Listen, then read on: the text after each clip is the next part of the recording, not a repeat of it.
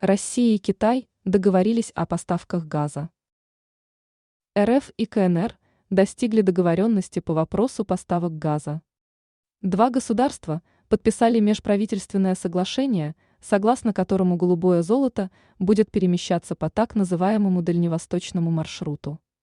Об этом сообщает РИА Новости. По информации агентства, Минэнерго РФ предоставила проект постановления правительства о ратификации вышеуказанного соглашения. В нем отмечается, что подписанное 31 января 2023 года соглашение в сфере поставок газа, заключенное между Пекином и Москвой, одобрено. Поставка топлива будет осуществляться по дальневосточному маршруту. Для этого будет создан трансграничный участок, проходящий через реку Уссури около российского города Дальнереченск и заканчивающийся в китайском городе Хулинь. Документ ожидает ратификации.